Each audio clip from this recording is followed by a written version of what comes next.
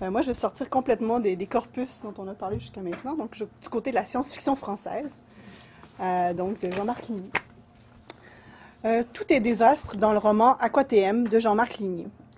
Et les responsables sont innombrables et partout. Des conflits géopolitiques aux catastrophes écologiques, il s'agit d'un véritable roman apocalyptique, non pas au sens où on l'entend souvent de destruction totale de l'humanité, mais au sens biblique, de révélation par la destruction, du jugement dernier. Dans ce roman pourtant animiste et farouchement antichrétien, l'Apocalypse est l'occasion pour les justes de triompher et pour les autres de périr.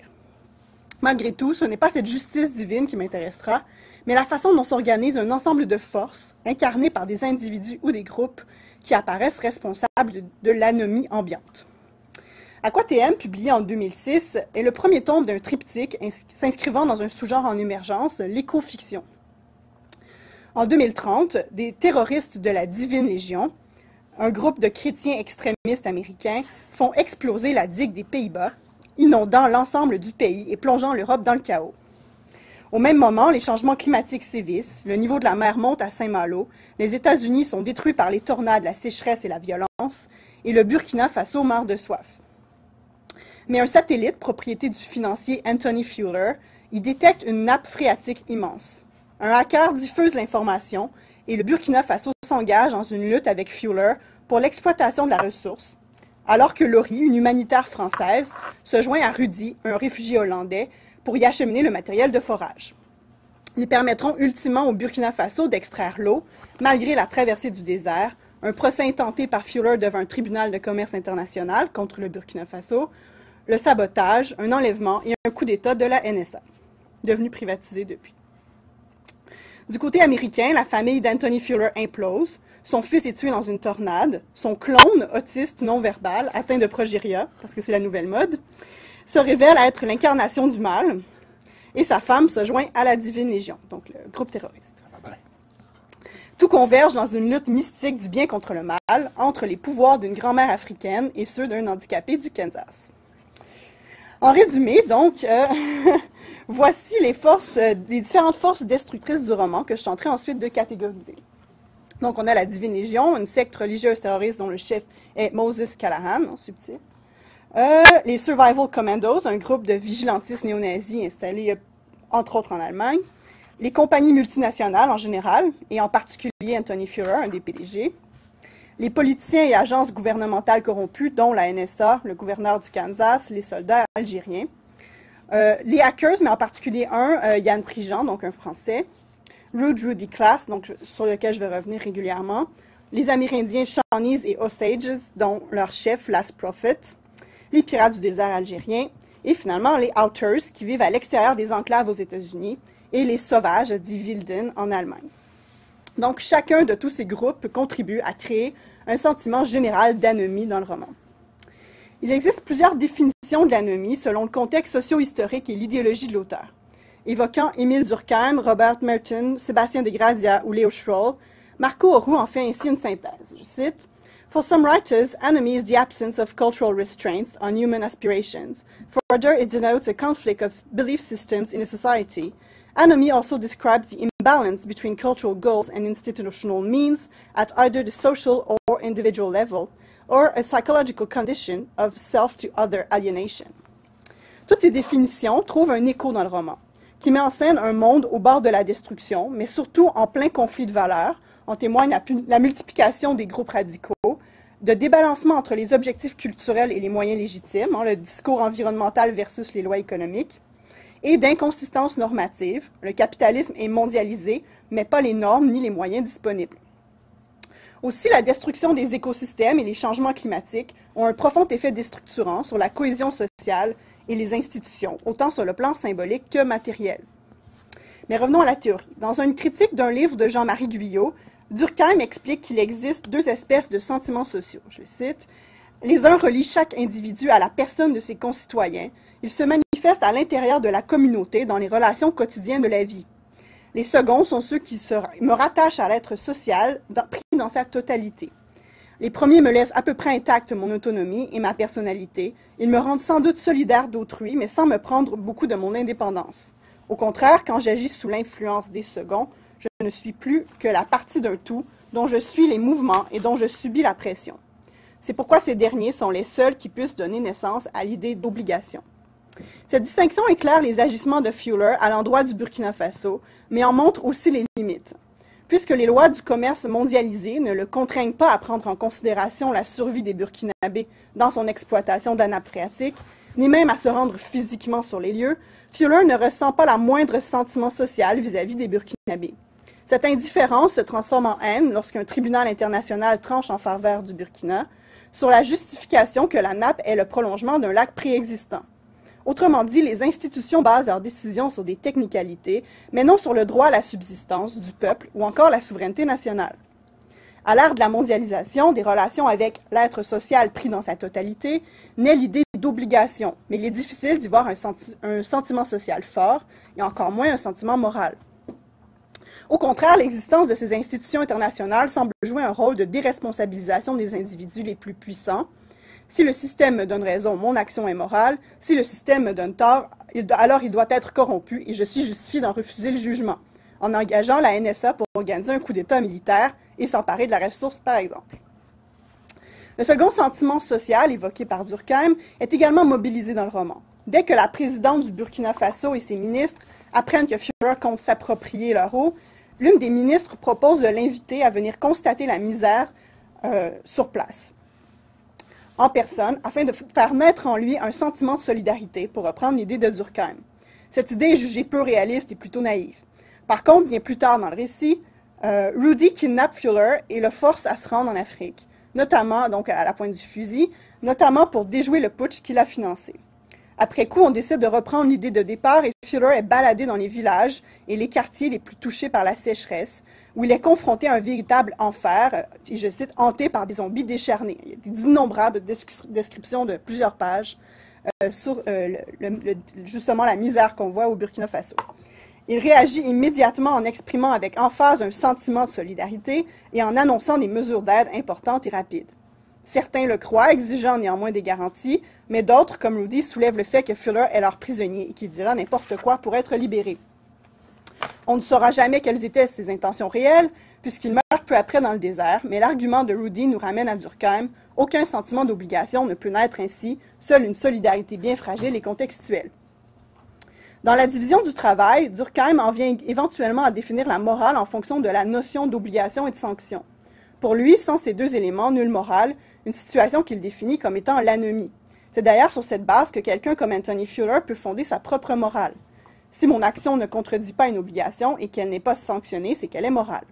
Or, ce système d'obligation et de sanction a été établi par des gens comme lui, pour des gens comme lui. Il est donc illusoire et n'est qu'un simulacre qui dissimule une anomie généralisée. Mais cette anomie peut être positive si l'on se fie à Jean-Marie Guyot.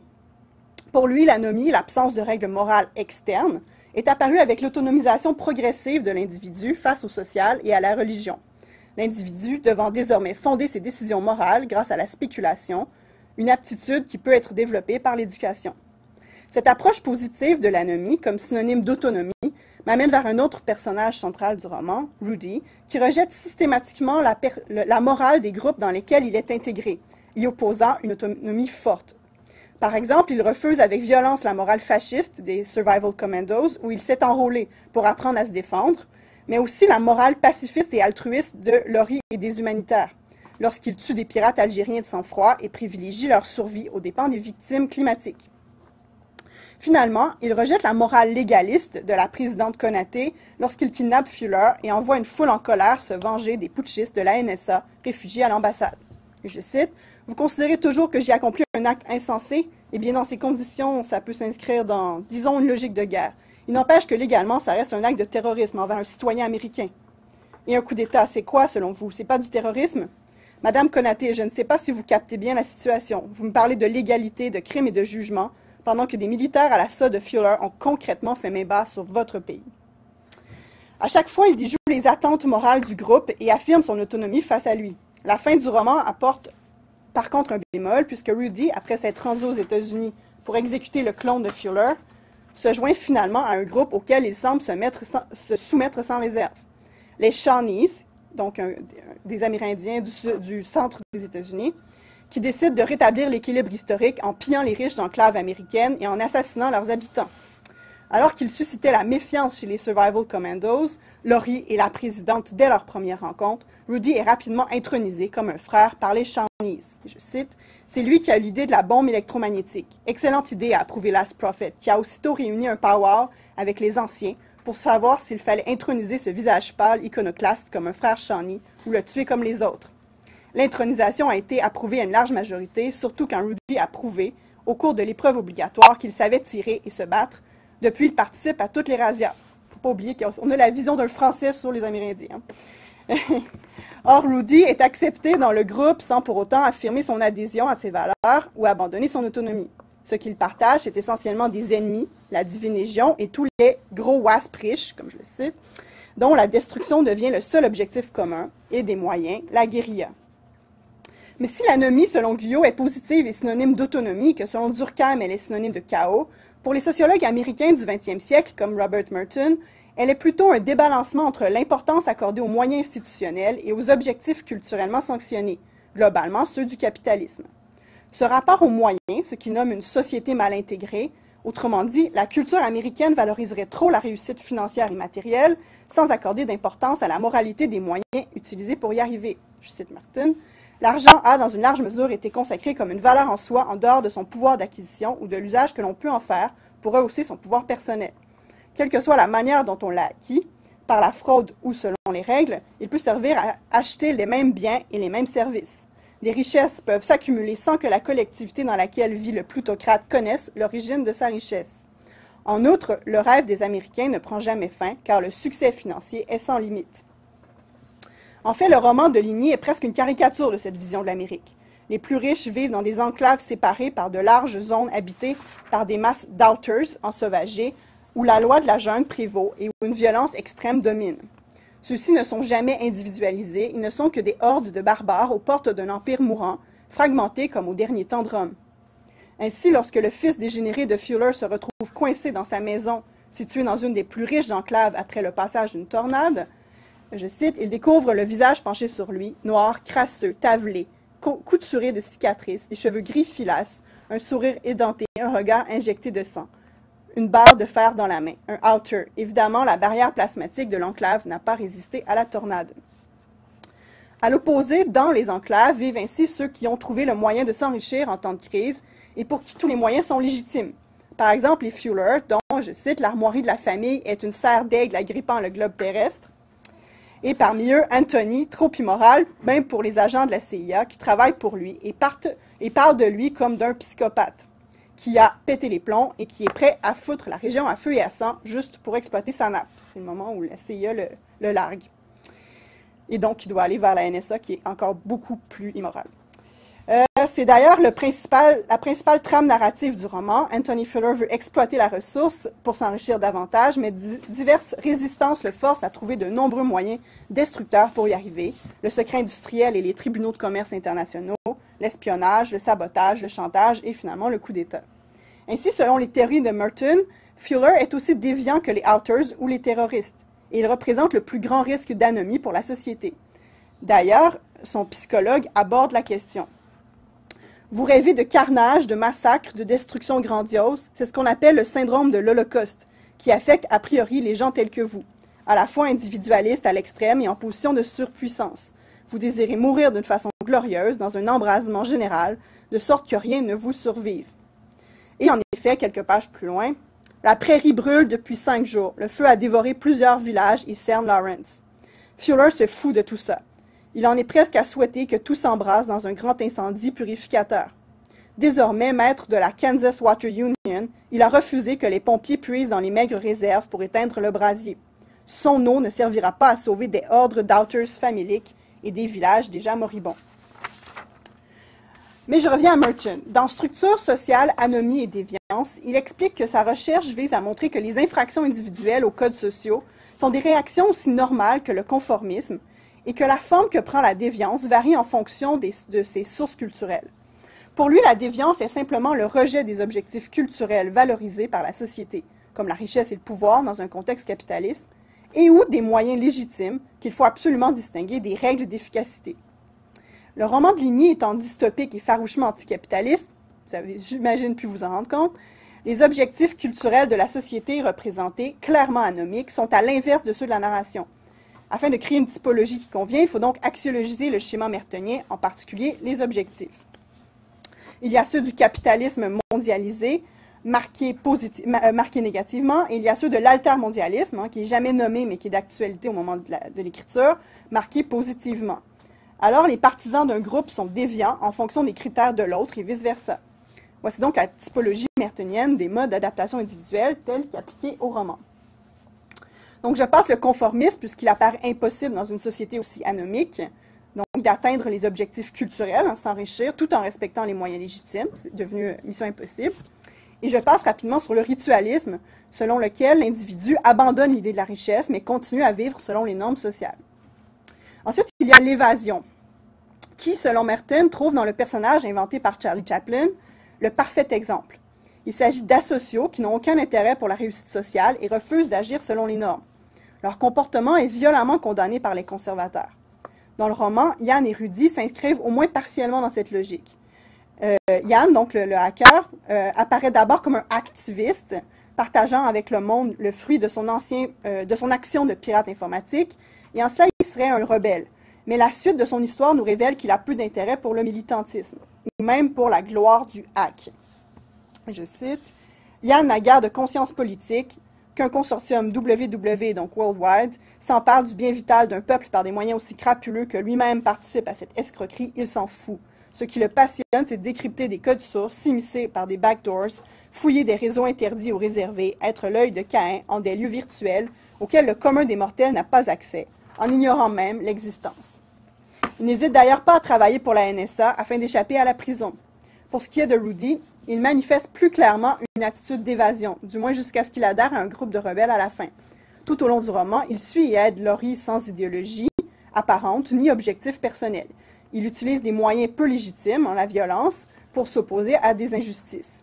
Tout comme Charlot, et je cite, « Malgré lui, il se fait je cite Merton, « Malgré lui, il se fait le défenseur de l'innocent et de l'opprimé, grâce à une ruse simple et insolente qui lui fait découvrir la faiblesse du méchant.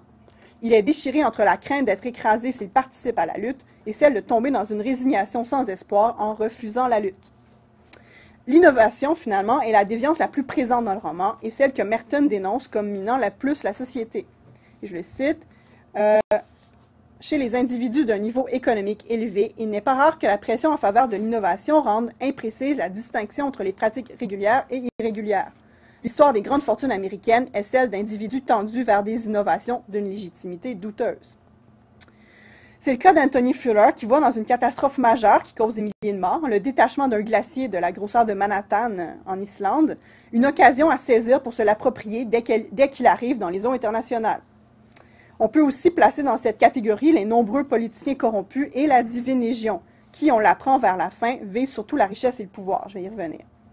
Pour ce qui est des innovateurs issus des couches les plus basses de la société, l'explication de Merton est un peu différente. L'innovation serait pour eux une réaction normale à une situation quasi impossible, atteindre la réussite financière qu'on leur fait miroiter comme un but désirable sans leur donner accès aux moyens légitimes. Dans le roman, c'est le cas des Outers, mais aussi des pirates du désert qui attaquent les rares voyageurs et du groupe néo-nazi né dans les camps de réfugiés. Finalement, la rébellion. Les individus qui usent de ce type d'adaptation se retrouvent hors de la société, mais plutôt que de choisir l'évasion, ils proposent d'en fonder une nouvelle, avec de nouveaux buts et moyens. Or, et je cite, « Pour qu'il y ait une action politique organisée, il faut que la légitimité soit transférée à de nouveaux groupes entraînés par un mythe nouveau. La double fonction du mythe est d'une part de rechercher dans la structure sociale l'origine des frustrations collectives et d'autre part d'esquisser une autre structure dans laquelle l'homme de mérite ne sera pas frustré. » Aqua-TM offre un exemple aussi spectaculaire qu'inattendu. Les groupes d'Amérindiens qui n'apparaissent qu'à la toute fin, dans les ruines de la société américaine blanche, offrant une alternative économique et écologique fondée sur le retour d'un grand mythe cosmogonique. Le chef Last Prophet l'exprime ainsi, le visage pâle a tout saccagé, a déréglé les cycles naturels, a détruit l'harmonie du monde. Je vous le dis, mes frères, notre mère la terre est déterminée à tous les tuer jusqu'au dernier. Elle n'a pas de pitié, elle ne triera pas les bons des mauvais comme le fait le Dieu des Blancs. Nous devons reconquérir nos terres et en chasser le visage pâle, ce grand destructeur. Mes frères, nous devons déterrer la hache de guerre. Finalement, je voudrais m'arrêter sur le groupe terroriste. Donc, on a droit à des descriptions de massacres assez joyeux des enclaves blanches, assez positives en plus dans l'axiologie du roman. Finalement, je voudrais m'arrêter sur le groupe terroriste auquel s'attaque Rudy et qui traverse le roman, ce qui me permettra de replacer la notion d'anomie dans le contexte de la mondialisation. Dans Merton with Energy, Cats with Structure, The Sociology of Vindictiveness and the Criminology of Transgression, non, excusez-moi, il était là, ouais. Le sociologue Jock Young transporte la théorie mertonienne à l'ère de la mondialisation, ce qui lui permet de mieux comprendre les groupes extrémistes. Réfutant la théorie de l'exclusion et parlant plutôt d'inclusion-exclusion, Young explique que la ségrégation spatiale des classes sociales n'a jamais vraiment existé. Les plus pauvres travaillent parmi et pour les plus riches, les côtoyant dans leur maison, sur leur lieu de travail, et sont bombardés par les masses médias d'objectifs culturels de richesse et d'élévation sociale, des objectifs qui, s'ils sont les mêmes pour tous, ne sont pas pour autant accessibles à tous, d'où les comportements déviants. Mais pour Young, ce n'est que la moitié du problème. Si les objectifs culturels du capitalisme sont inatteignables à une très large part des classes inférieures, ils ne sont pas pour autant accessibles à tous les autres. Pour lui, les deux facettes fondamentales de l'ordre social dans les sociétés industrielles sont la méritocratie et la reconnaissance de la valeur identitaire des individus.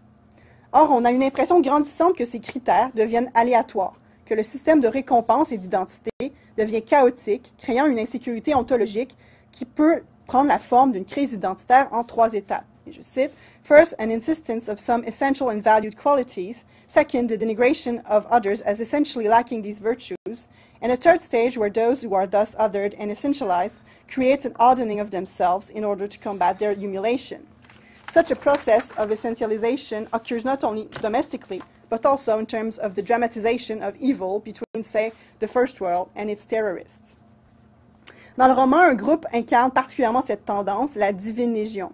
Tout comme les Amérindiens qui réactualisent un mythe ancien pour asseoir leur rébellion écologiste et qui, eux aussi, essentialisaient leur crise identitaire par un racisme anti-blanc et justifiaient l'usage de la violence par l'exceptionnalité de la menace, la Divine Légion fait de même avec le mythe biblique et du KKK, mais à la différence des premiers, il ne propose pas d'objectifs nouveaux qui demeurent l'acquisition de richesses et de pouvoir. La femme de Fuller nous permet de pénétrer ce groupe sectaire et d'en voir le fonctionnement intérieur. Réunions secrètes, rituels, obsession pour l'argent, queue de la personnalité, racisme, misogynie. Or, ce qui le rend surtout intéressant est qu'il apparaît déviant pour les deux systèmes de pensée, capitaliste et altermondialiste, comme en témoigne Fuller. Cette secte rétrograde est dangereuse et fortement nuisible aux intérêts américains de par le monde. Ce Cubini de Callahan et ses Why veulent refermer l'Amérique sur elle-même, rejetant tout apport extérieur et toute culture autre que la Bible. En digne héritier du Ku Klux Klan, il n'hésite pas à recourir aux meurtres et aux attentats racistes à grande échelle. Or, le crime gratuit commis en vertu des convictions irrationnelles a toujours horripilé Fuller. C'est tellement contre-productif. Donc, anticapitaliste.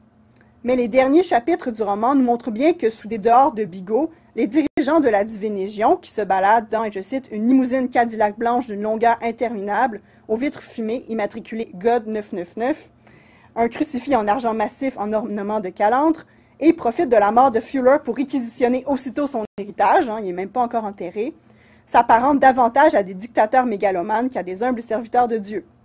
Ce double discours qui traverse le roman, par exemple, Fuller aussi dissimule des entreprises destructrices derrière des projets pseudo-écologiques, montre bien que, dans une société mondialisée et anomique, le vrai pouvoir se situe non pas dans la déviance, mais dans son instrumentalisation. Fuller, ces économistes, économistes et écologistes, et la Divine Légion montrent bien que, dans un monde où leurs véritables objectifs, la richesse et le pouvoir, sont devenus synonymes d'anomie pour l'humanité agonisante, il vaut mieux se construire un grand mythe légitimant et entretenir le chaos pour l'alimenter. Merci.